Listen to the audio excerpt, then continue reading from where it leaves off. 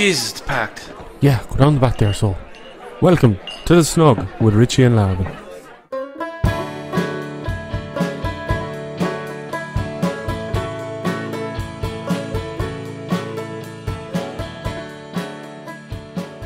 Hello, and welcome to the Snug podcast. My name is Richard Loftus. Today we are joined by Mark McConvillie, also known as Rodney Owl. Welcome to the show, Rodney. Or Mark. Here, which way? How should we approach it? Yeah, we go for Mark. Yeah, go for Mark. Yeah. Good to be here, Richard. Yeah. Good to meet you.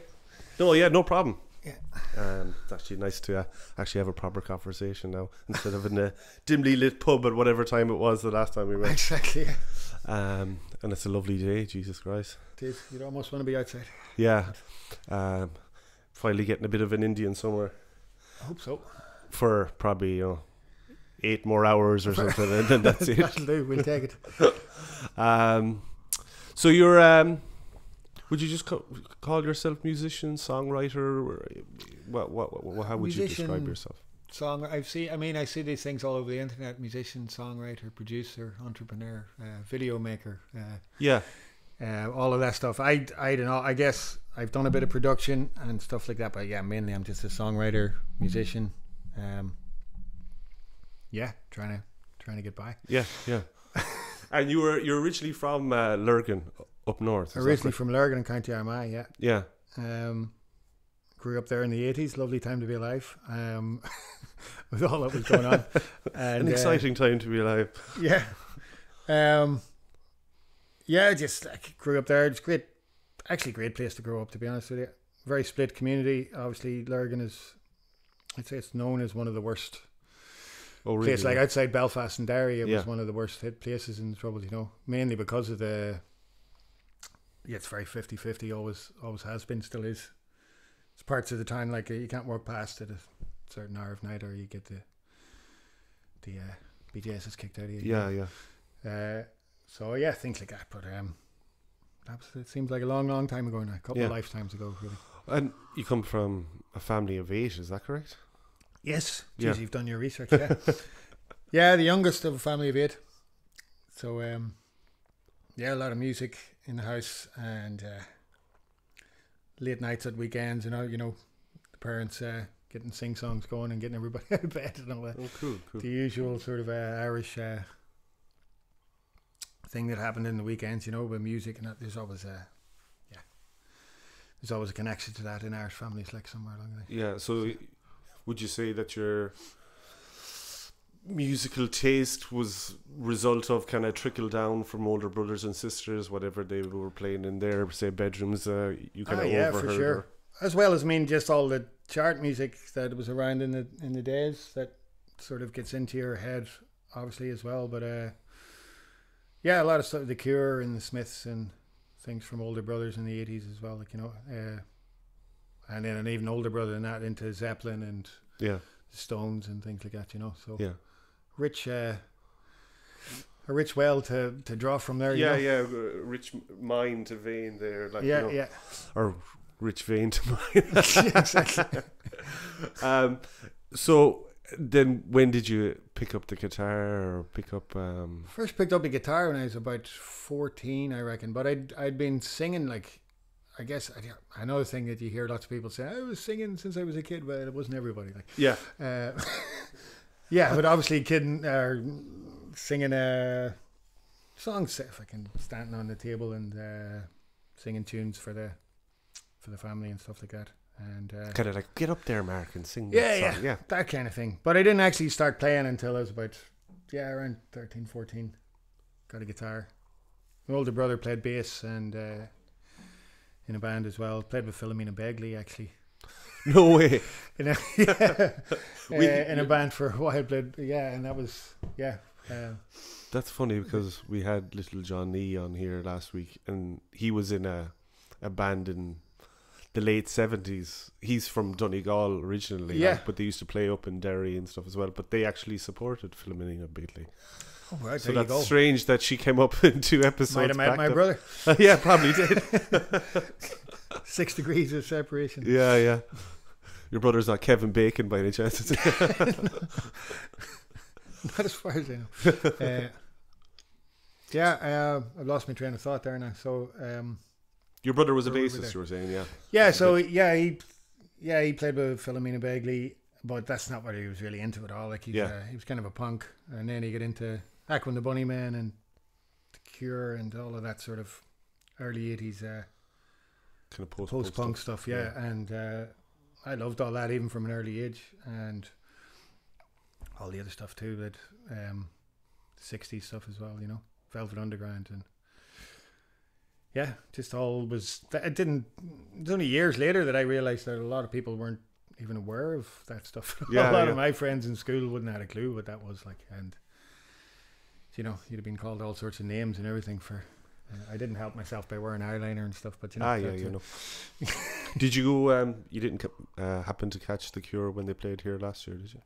You know, not last year, no, but I went to see them. I was supposed to see them in Malahide Castle, and couldn't because there was a death in the family just the day before. Oh, sorry. And I know it was a few years ago now. Like, so missed that, and still haven't got to see them. Yeah, I'd love to see it. Yeah, yeah, it was great. It was like a family reunion because my brother was at it and my sister was at it, and we all kind of just met up there. All right. We kind of all bought the tickets separately, didn't know that we were all going, but then we ended up going together. And it's still a great live band. Like I've seen clips of them and stuff. Still well worth going to see. You know. Yeah. Look. Older, let's just say, let's be polite. Oh, yeah. It happens to us all. Like, but like, well, one or two of them are like, Jesus, yeah. But yeah, they played for nearly 3 hours, and it was just Christ. It was great. It was like a greatest hits show, really. Yeah. Few new tunes popped in and out, but like, and they were tight, like, you know, they were really good, like, you know. Oh yeah. And sure, he's so quiet and unassuming as well. He's nearly, after all these years, Robert Smith, like, you know, he's just like, you know, he wouldn't say much on stage. No, he's nearly apologetic for. It was like, hi, you know, you know, kind of thing. But they were great. They were great. I guess that's the way he's always been. You know, he's been like that since the days when it was cool to be sort of, you know, a bit shy, and I don't know if that's still cool now. It seems to have gone the opposite way. Who knows? Maybe that's just for me. Yeah. Who cares? So, when did you make the jump to London then? Was it secondary school, after secondary school? Just after secondary school, yeah. I left secondary school very early because of where my birthday fell. I was 15 actually when I left, and oh wow, that's young. Yeah. Although I was like 16 in the coming days after that, but I was actually 15 when the school finished. And just hung around for maybe a year or two. I was 17 actually by the time I went to London. Yeah. And that was just I mean, looking back, I didn't feel like it was escaping or anything at the time, but looking back, it definitely was, you know. Yeah. It was like, just time to get out of here. Yeah. And was that just because, you know, normal teenage things you want to get away from home, or was things kind of a bit sketchy? And a bit of both, bit of both, but there definitely was an element of probably there was a lot going on. We're talking sort of like 87, 88. Oh yeah, well, that's a heady time, very tough time up there. Like, but yeah, I guess that was like I said, I didn't really think of it like that at the time, but looking back, probably it was like, without even really realising it, there's something inside you going, get out, like, you know.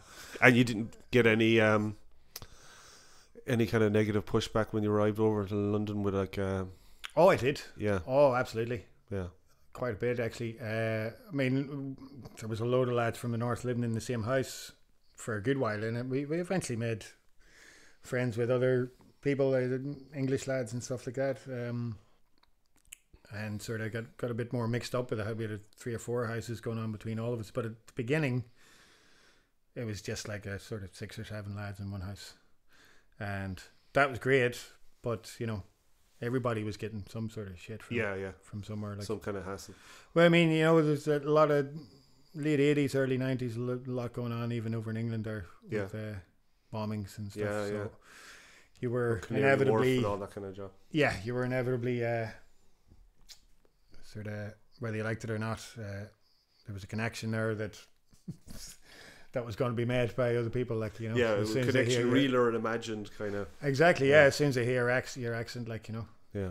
Even the police, like, I was busking over there quite a bit, and tube stations and stuff, and one of my mates is called Paul McMahon, and I'd never forget that, like, just because it was so stupid, that one of the policemen, you know, asking their names, and he said, Paul McMahon is my name. He said, you mean McMahon, like the footballer? And he went, no, I mean McMahon, like my dad. Yeah. Right? He said it just like that, and laughed, right? And your man sort of just straight faced, like, no, you mean McMahon, like the footballer. Oh, wow. He's like, no, my name's McMahon.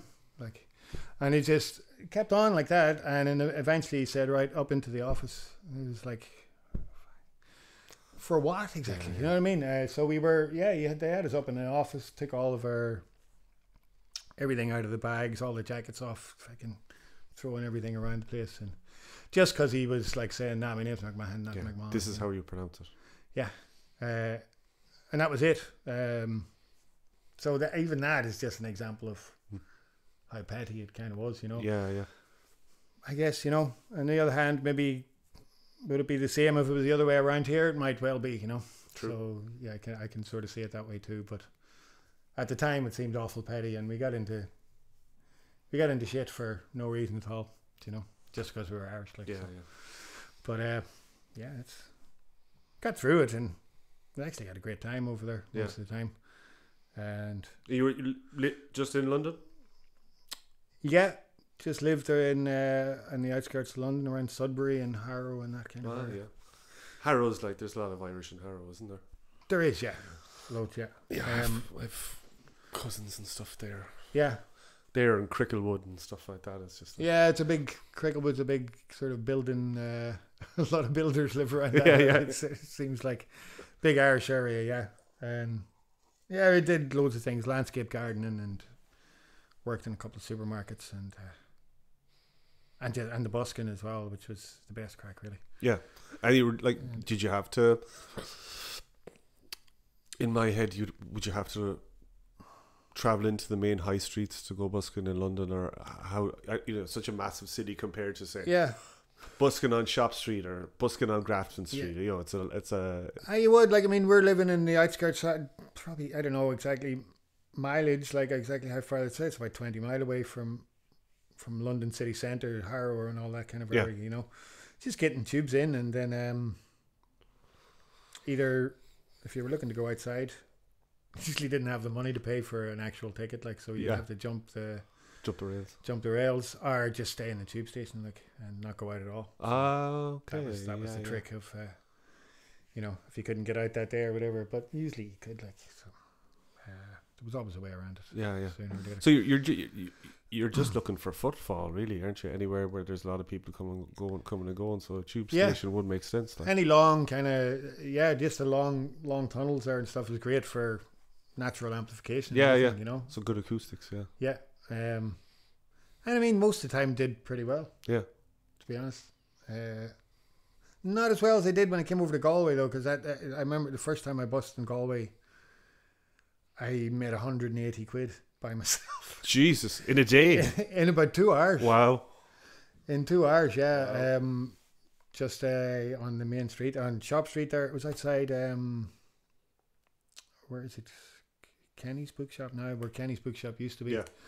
Anyway, I think it's the Woolen Centre or something there now.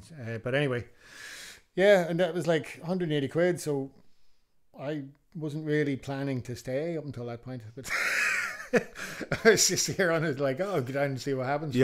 For a week or so, and then I was like, oh Jesus, maybe I'll just stay around for the summer, and then that turned into the year and all the rest, you know. That you fed into that very familiar Galway track. Ah, yeah, very familiar pattern of people who end up here. Yeah, Galway quicksand. Exactly. Yeah. Yeah. So we might as well go from Galway then, since we're back here already. So you were busking on the streets of Galway, making a bit of money, and then you got was it the manager of the Keys? Was it that spotted you on the street one day? Yeah, there was a guy working in the Keys. Yeah, I'd seen the lad, because you do notice people sort of, you know, I think it's just being from the north, maybe a security thing. So you do notice people if they're, you know, people looking around. I always keep an eye on people. It's just what's happening with them and who are they, and if you see them 2 days in a row and all that crap. So there was that, and your man had been watching me a few times, like, and then he just came up one night and said, "I'm the manager down in the Keys there. Would you like to do a slot upstairs? You know, supporting, opening up for one of, you know, whoever's playing that night." And yeah, I ended up in there for a couple of years, nearly every night, and was still doing the busking and stuff like. Oh wow! Sort of doing half-hour slots in there. Yeah, that was my first spot, and it took off fairly quickly from there. There's a place used to be called just around the corner from the Keys. What was it called again? Bazaar. Ah, yeah. That I got a gig in there. I know, actually, it was before it was Bazaar. It was Punchbag Theatre. What am I talking about? Yeah, yeah. Punchbag Theatre, well. Yeah. I have vague memories that they used to have, like, was it a big pig or a cow, like, upside down? Yeah, like, the weird decorations and stuff in the place. Like, it was nice, yeah. Yeah, and that was another gig, so I started playing some original stuff in there and mixing it up with covers, and yeah, late nights in there. Sometimes I went on to 3 or 4 in the morning. I don't know how they got away with it, but they did. Yeah. It was great, yeah. Yeah. Great spot. Yeah, because there used to be another place. It's long gone now. It's kind of like where the Boojum is now. There used to be a wine bar that opened really, really late as well. There was, yeah. I remember that too.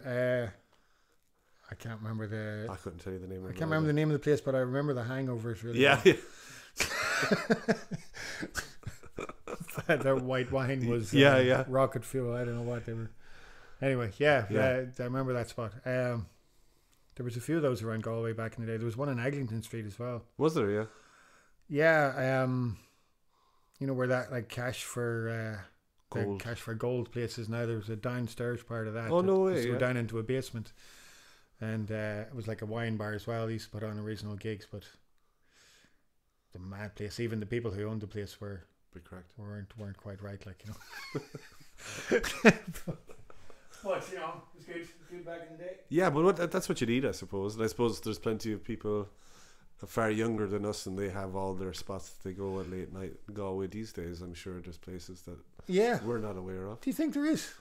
I'd like to think so. I'd hope so for their own generation that they'll have a bit of that kind of crack.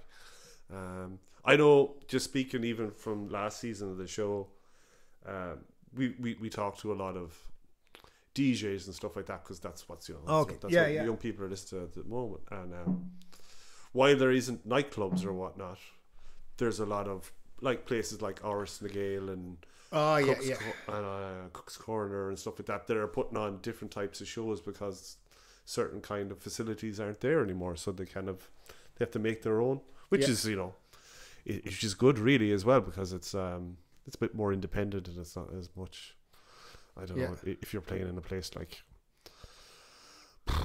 think of a name of a nightclub, I can't really think of, Karma or whatever that was, you know. I'm sure it's very commercial, so you don't have the poetic license to play whatever kind of stuff you want, you know. Yeah. Oh no, definitely not. I mean, I remember even back in the day in Cuba and stuff, you couldn't really even do that there. Like, I was playing up there, but you might get away with 1 or 2, but no more than that, you know. Yeah. What is even Cuba these days? McGettigans. I think it's called. Yeah. Don't know if there is. But that's a chain as well, though, isn't it? Like, it is. Yeah. Well, I never was in it, actually. I think, is there a... It's like a sports bar. Is there even an upstairs in it now? Like, don't know. Yeah. Couldn't tell you. I know McGettigans, yeah. I've actually seen that a lot on Instagram and stuff lately. That I think they have a whole thing going on over in Saudi Arabia now as well, where they have loads of bars over there, McGettigans. Really, yeah? Yeah. Or Dubai, sorry. Okay. So they have a whole chain even over there too. So. Yeah. So I presume it was in Galway. Then you met up with the guys from No Banjo or Cartoon Thieves or whatever title they were going on. That's correct to say that it's the same people involved. That in was both. The same, exactly the same band. Yeah, the confusion arose from the fact that we were doing a sort of a cover thing, which was more of a sort of an old blues and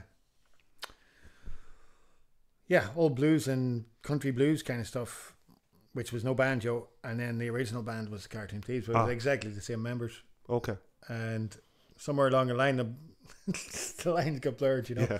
Yeah. We were doing a Sunday night in Rushings for a long time. Yeah, I definitely. That was about 2008 to around. Yeah, for a few years there anyway. Yeah, I 2008 definitely to ended up 2010. there. A few of your gigs back in the day, all right, definitely. Yeah, and that was No Banjo, and then it was Cartoon Thieves, and then we were kind of doing a mixture of both. And I don't know, to be honest with you, we got involved with Sharon Shannon. Yeah.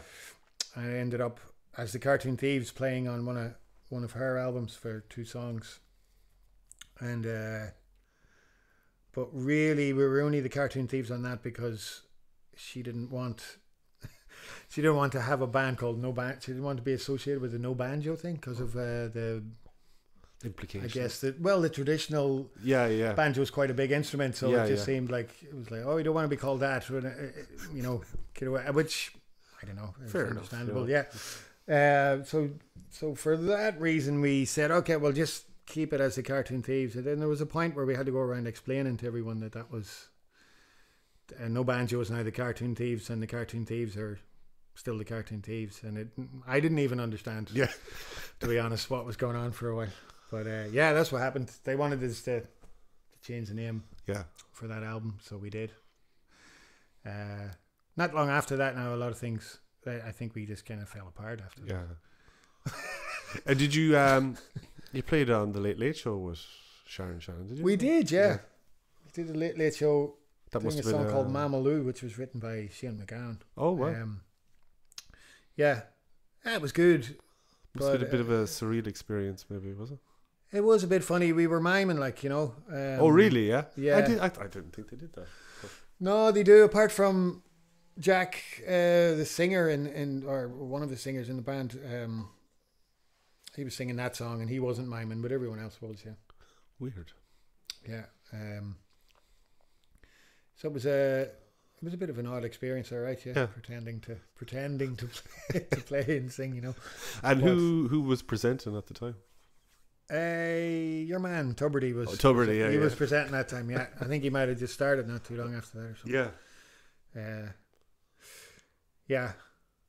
That was probably well before all the backhanders and that started. Well, you never know.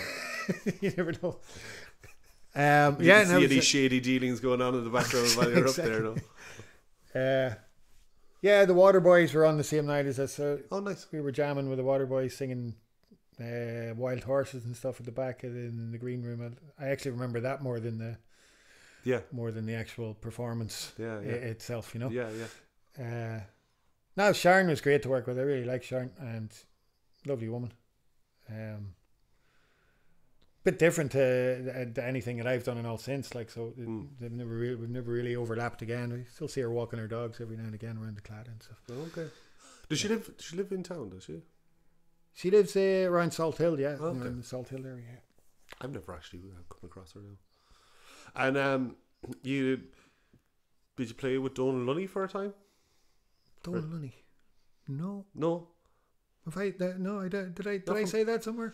Hopefully not, because if I did, I was lying. I thought you know the guy that interviewed from the Lurgan Grapevine. You know that interview you did on Facebook. I thought he dropped Donal Lunny's name. Donal Lunny. He might have done. And I just let it go because I couldn't be bothered. Yeah.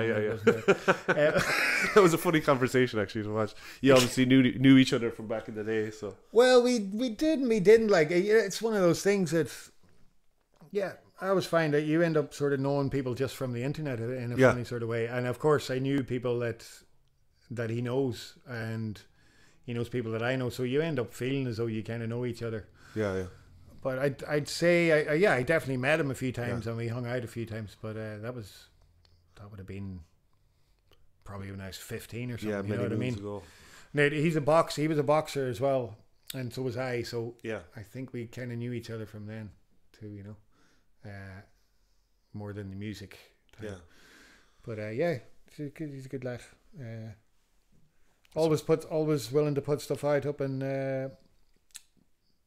having a good word to say about you, and if you're releasing anything, or he'll always sort of let people know, which is handy. It's good because he's a good few followers on that page. Yeah. 10,000 followers or something.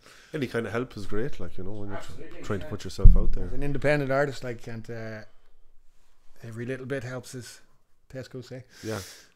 All those good. Yeah. So, how did the Rodney Owl project start then? I suppose my main thing after we always as No Banjo Cartoon Thieves was to get an album, and you have some ghost cows around here as well. My colour too.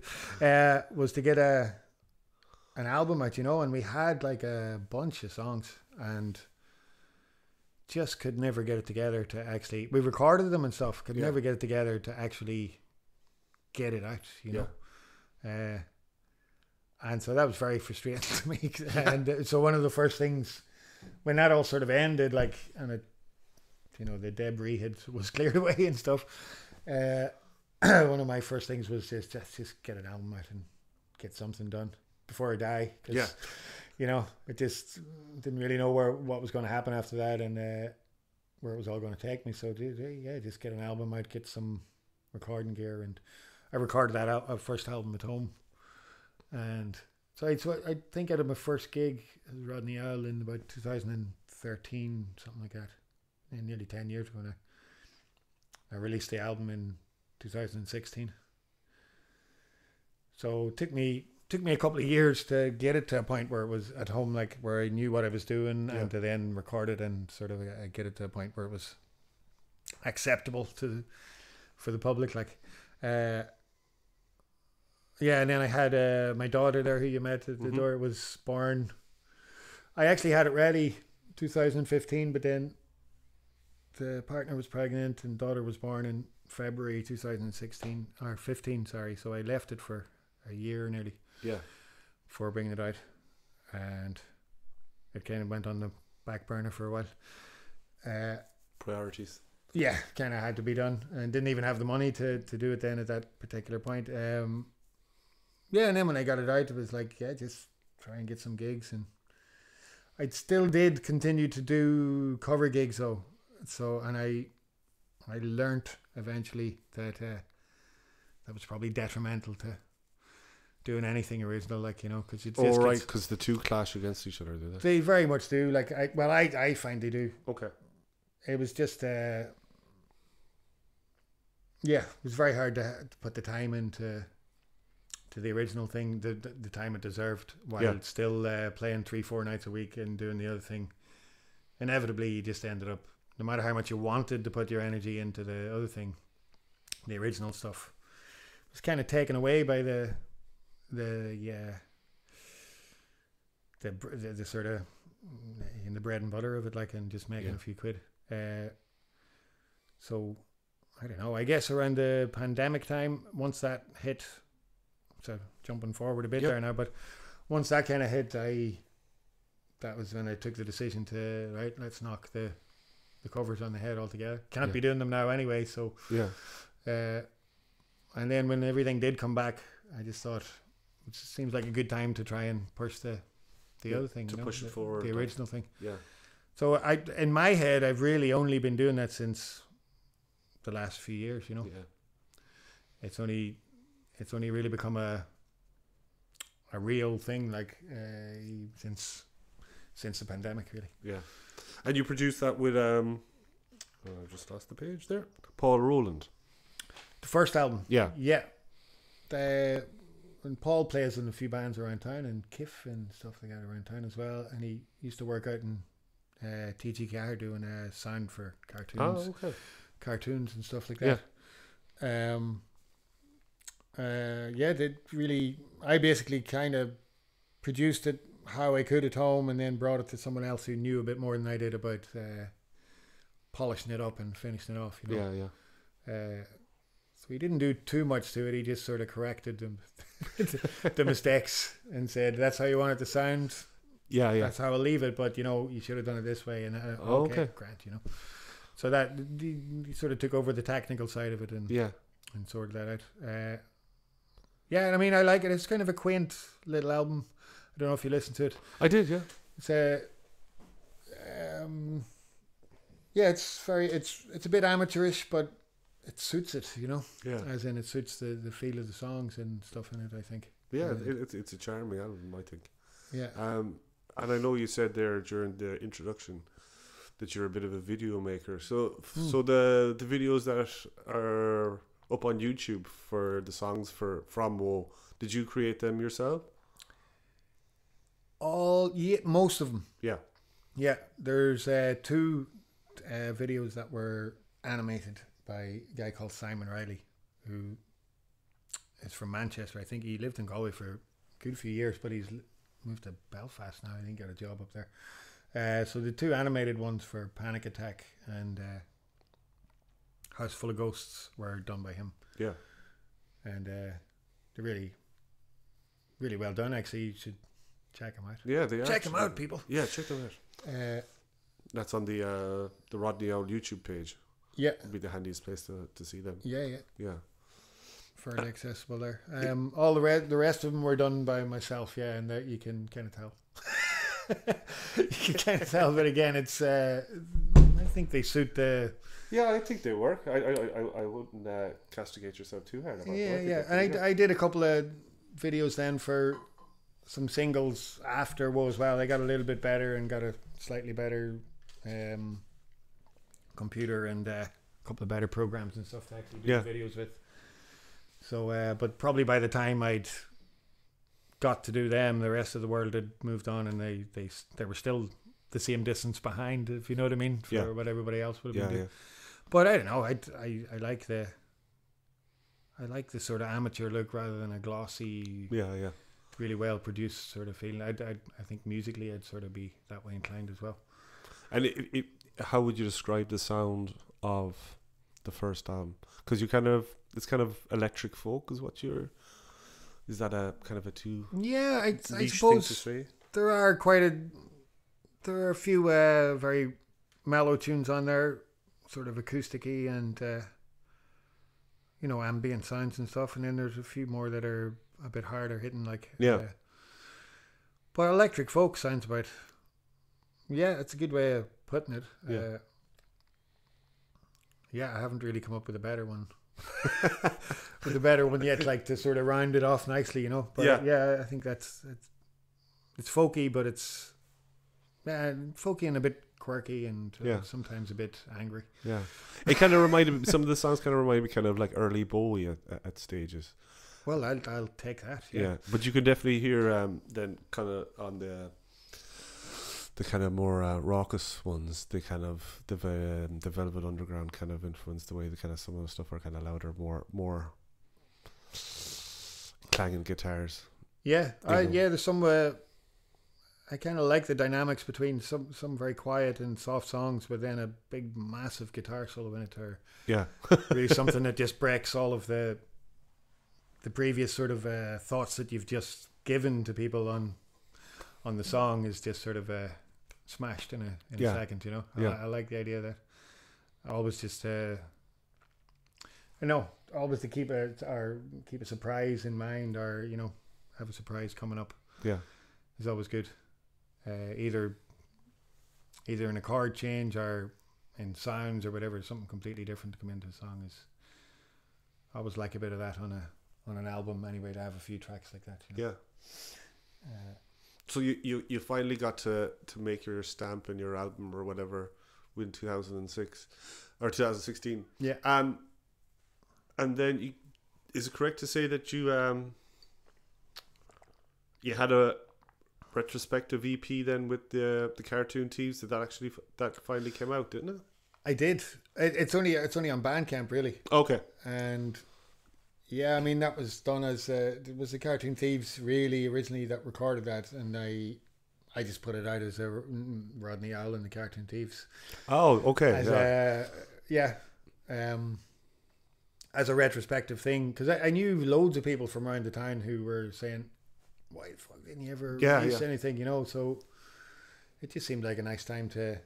I had a word with the other lads and said, "Do we mind doing this? Like, and I call it that, and everyone was to varying degrees. Everyone said, yeah, go ahead. Yeah. You know, and that was done. It actually was really well received. Yeah. better than the album the few years previous, I would say. Really? Yeah. Yeah, well, it was just more. There were more people interested in it, and sort of caught the eye of more people, like because the Cartoon Thieves was on there, you know. Yeah. You've got to use whatever is available to get the name out there, you know. But I suppose it's easier if there's like 4 or 5 in a band, you know, to get a bit of momentum, because you can all go, you know, check this out. Yeah, exactly. Yeah. Instead of going solo on your own, like, you know. I mean, at the time none of us were very savvy on computers or the internet or something. I've possibly learned a bit since then, like, but even that was just a little bit before all of the, you know, the social media thing really took off and all of that. Like, so I guess we'd have been eaten up by all of that, really, because we hadn't a clue, like most people of my generation. Yeah. I've gone off on a tangent again there now. It's all right. Take me back. That's what this show is built on, really, you know. Randomness in one direction or another. And then between that release, say, and the most recent one, Truth is Broken 2023, you were signed by the Black Gate label, is that correct? Yeah. And how did that come about? Did they just knew you from around Galway City, or did you approach them? Yeah, I played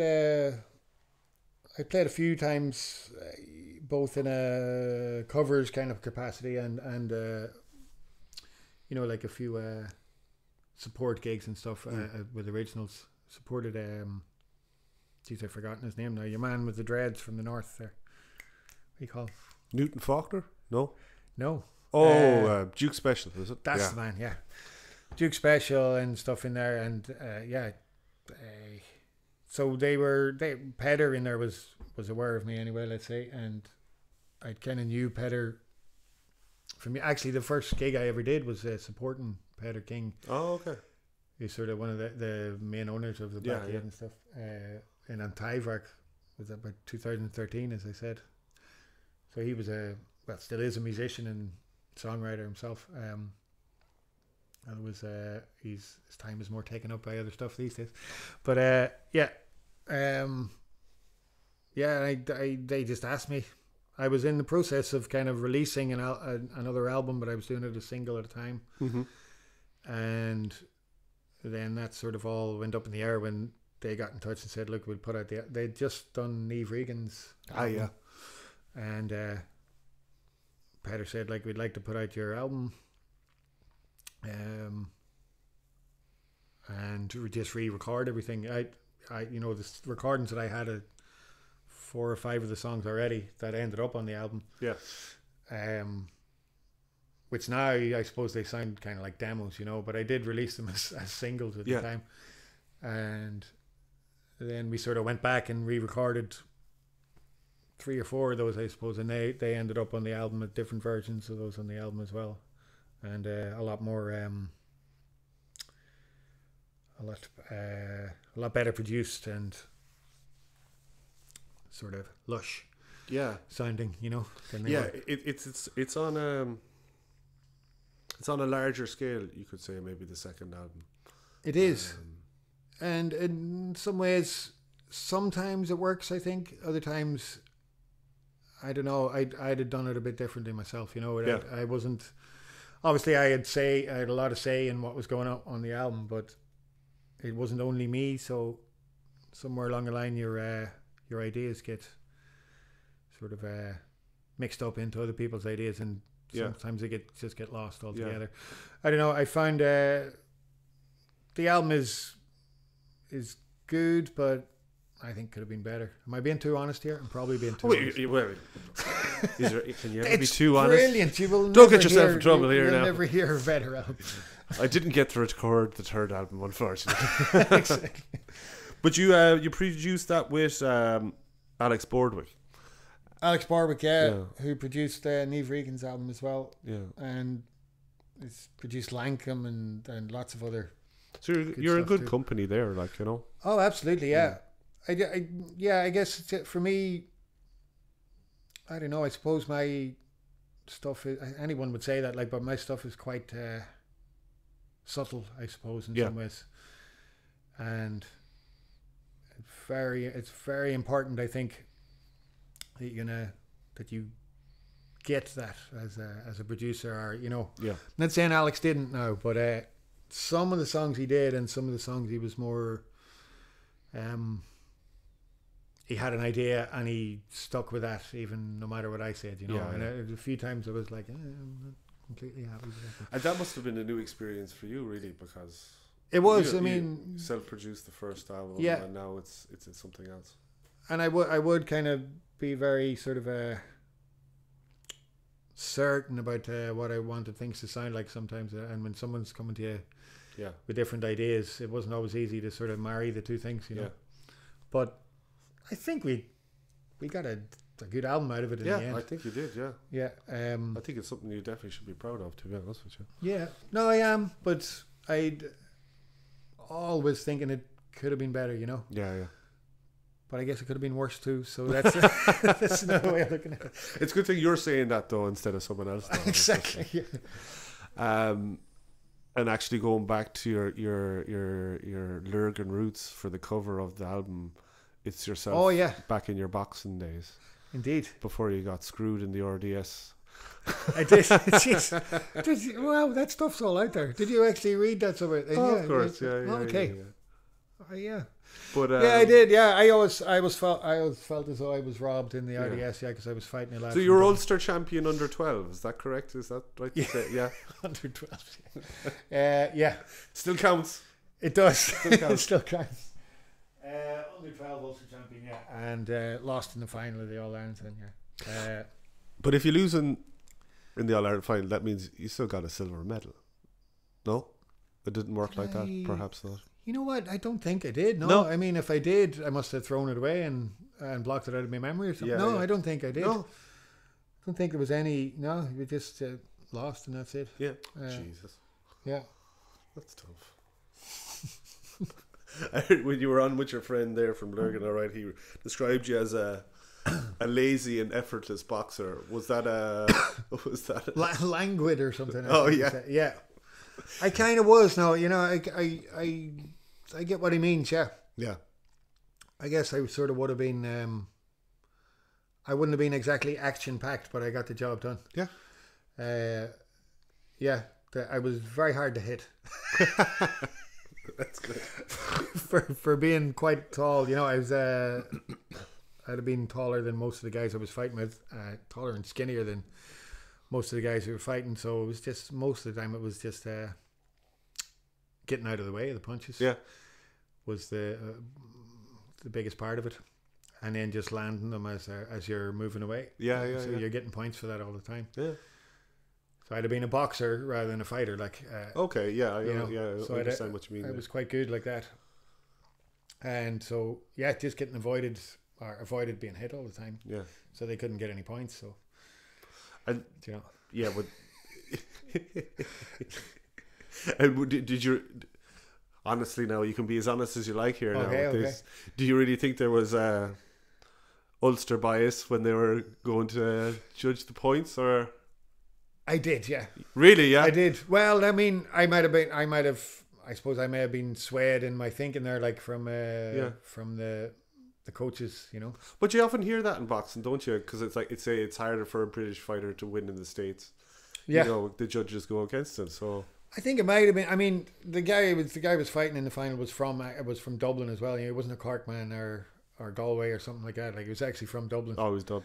Yeah, so you know, mightn't have been a north-south thing, but it might have been this lad's from fucking Dublin thing. Yeah. There was no way I definitely won, but you know, another day I could have, if it had been up north, I'd have probably got the decision. Yeah. You know, that's the way I'd say it. But no, it was close. But yeah. What can you say? He won. The screw. Maybe that's just the way it was supposed to be, you know. Mightn't have been here talking to you now if it, if it wouldn't have happened. Yeah, so that's you're in your heyday on the cover of the album, and then Yeah. where does the "Truth Is Broken"? Where does the title come from? That was just a line from one of the songs, which ended up being called "Truth Is Broken." I don't think it was at the time when I wrote it. It was called something else. Can't remember what it was.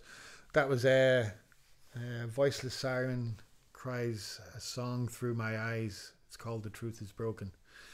Is a line of from that song, from the title track. I think the And title. so Yeah, go on. So that just seemed, I don't know, just I was going to call it "For All My One True Loves," which is the last song on the album. Yeah. And I had a last minute change of heart. Just thought like that just seems like too much of a mouthful. Yeah. For all my one true loves, still the title of the last song, but just "Truth Is Broken" seems better, and it seemed to fit the times. Just towards the end of I suppose that song actually seemed to fit the title of the song. Seemed to fit the times more around the end of the Trump era and all of that. Yeah. It's like Fake news. Sorry, fake news. Yeah, exactly. Yeah, I'd say "Truth Is Broken" and "Loser" I think were my favorite off the album actually. Okay, yeah. "Loser's" a nice one as well. That was written on a Spanish guitar and then translated to piano by the great Agustina Taborda there, who you would have met in the band as well. So that it totally changed the song. Really, it was a very kind of a. I don't know. It's nothing like Christy Moore at all, but there was something about that song on an acoustic guitar that always had a bit of a bit too folky to me, sort of like. So I asked Agustina to try and play it on piano, change the feel of it totally. I felt, and just give it a really original feel. Yeah, and that was one of the ones that I am very happy with actually. The way it came out, And what else was it? "Waiting" actually I quite liked. Kind of Talking Heads feeling. That's what. Do you think? Yeah, that's what came to my mind when I was listening to it. Anyway. All right. Yeah. "Waiting" was again a piano tune. I didn't actually buy an old piano. I got an old piano for nothing, just out of somebody's house that was looking rid of it, and. I'm not much of a piano player, but I can pick out a few chords. Yeah. And that came on the piano during the pandemic, and that's sort of what the song's about as well. It's just, it's a lot of, it's a very very sarcastic song. Oh, is it? Yeah. It is, yeah. I mean, just a lot of I've always been a good boy and all of that stuff. Oh, okay. That was just a song built on sarcasm and anger and sitting at a late night playing piano, trying not to wake up the child upstairs. Course. So it came out quite soft and quiet at first, but it goes a bit mad later. There's a single version of that was released before the album that's much mellower and a bit more ambient in the feel of it as well. Yeah, which is a nice version too. But that's. Yeah, Talking Heads. Okay. Yeah. I do love Talking Heads. Yeah. Don't know if I hear it in that song, but I'll take that as well. Okay. Yeah. Bowie and Talking Heads, we're doing well here. Everybody's ear is different, I suppose. Absolutely. So you're out in Kinvara talking to me today, but this evening you're playing entire site in Kinvara in the courthouse with Peggy Trundle. That's correct, yeah? Yeah. How did you meet Peggy, or how did the gig come about? And I've been aware of Peggy the last couple of years, really, just through Instagram and all of that stuff, and hearing the name around from other people. And then I was I was at my own gig. Yeah. I was at my own album launch, funnily enough. Oh yeah, and nice to show up. Yeah. And she was there and came backstage with Sam and Dave, who were playing bass and drums at the album launch. Sam and Dave from why do I always forget the name of that band? A really good band, and I can't remember the name of them. Galway band. My I'll get it in a second, don't worry. It's all right. Anyway, Sam and Dave from that band from Galway. Ah, yeah. It's a good name, actually. Yeah, that band from Galway. My Fellow Sponges. Ah, okay. Yeah. There we go. Yeah, they knew Peggy because they'd played on some of her recordings before, and she was backstage, and got talking to her a little bit, and then from there she asked me did I want to come and play this gig, and I'm up for playing any gigs now at all, really, so anywhere that I can get to and play. It was like, yeah, I'll do that, no bother. Good. And so I'm looking forward to it actually tonight. There should be some other people that I haven't played to around before. Yeah. And yeah, just It's sold out myself and as the well, guitar. I think you said this morning, was it? It is sold out. Yeah. I think there's 3 tickets left in one of the health shops in Kinbarra. Ah, okay. So, yeah. And that's it. But online is sold out and all of that. So Good. Will there be anything on the door? I don't think so. No. No. As far as I know, it's online is sold out. But yeah, just there's 3 tickets left, I heard. Oh, okay. And can't remember the name of the shop now. My memory's gone shot altogether. Yeah. Would you have a few other gigs? You're playing up in Carrickfergus, and you're out playing at the Clifton Arts Festival. Yeah. And you're playing up in Dublin, and you're playing up in Westport. Yeah.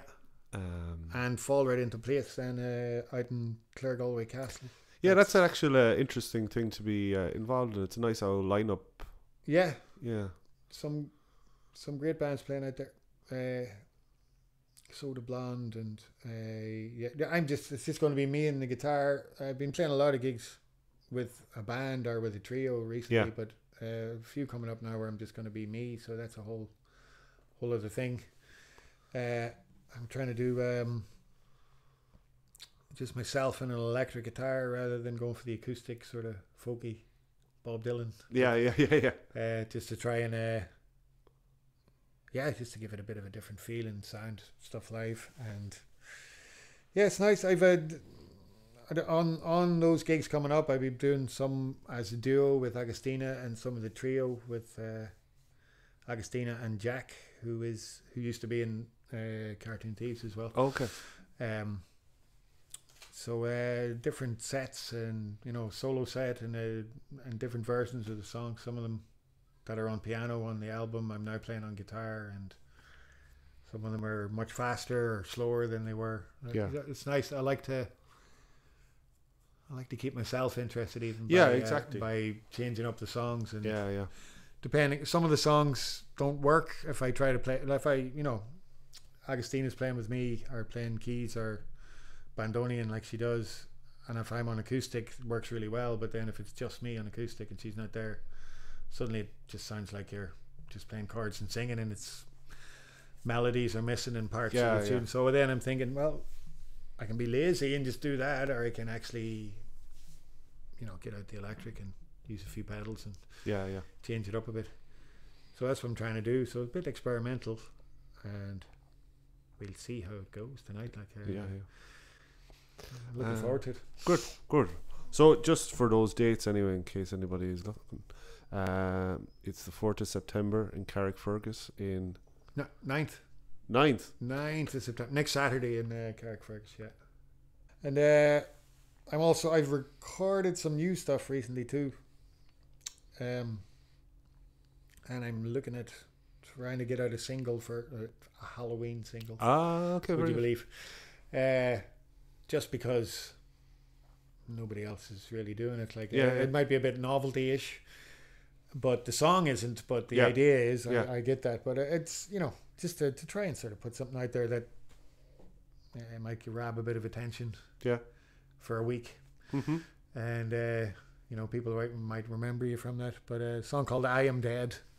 Oh yeah. Hence the Halloween thing, Actually, that's on your YouTube. Actually, yeah. I think it might be a live version up there. Yeah. So I recorded some stuff recently for that. And, works for a Halloween team. Exactly. Yeah. So that's the idea, and just want to keep it going. For me, there was too long between album 1 and album 2. Yeah. Part of that was the pandemic thing, obviously, but should have really been before that anyway. I think should have been out earlier than that, and So now I'm just kind of thinking, moving on to it from as soon as possible. I've pretty much another album written. Okay, great. And demoed at home. We've already recorded 2 new songs, and the guts of I Am Dead as well. Yeah. I'm trying to get that ready for October, and I'll be treating the YouTube people to another homemade video as well for that one. It's going to be all sorts of graveyards and all those kind of things that you wouldn't expect for Halloween. So if people are trying to find your stuff, it's Rodney Owl on Facebook and on Instagram. And the albums are available on Bandcamp and anywhere else? Bandcamp, well, I mean, Bandcamp's the best place to go because you can buy them. Spotify and Apple Music and all that as well. But you're better off buying it on Bandcamp first, and then you can listen to it. Oh, for sure, yeah. You can listen to it wherever you can take me wherever you go, But not a big fan of Spotify and all of that, but I suppose it's just the way it is, and there's not a lot that anyone can do about it. So I'm even getting used to that sort of telling people to go to Spotify, and it always feels like I'm doing myself out of something. But but I guess we're not really. The main way anybody's making any money these days is gigging, like, so. Yeah. If you can get some following, no matter how it comes about. Yeah. Gigging is the way to go, like, I think. Ain't nobody making money from, or independent anyway, making money from Spotify alone or anything like that. Like, it's just, what do you get? Pittance. 0.0006 cent a stream or something. That'll pay your mortgage for you. Absolutely. So but more releases to come soon, and gigs as well. So good stuff. Well, thanks so much for joining us. Thanks for having me. No bother. Great to be here now. And a sunny Saturday evening. Indeed. So that's it, lads. Thanks very much for listening. This has been the Shnug podcast. Check us out on all those social places. It's the Shnug, SHNUG, and check out Rodney Owl. Shnug. Shnug.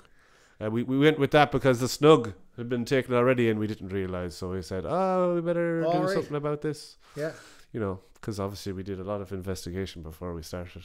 And we'd recorded a fucking few at this stage. So we were like, well, we're stuck now with it. So, Yeah. It ties in with the West of Ireland team, I suppose. So, that's what we can say at least. Yeah.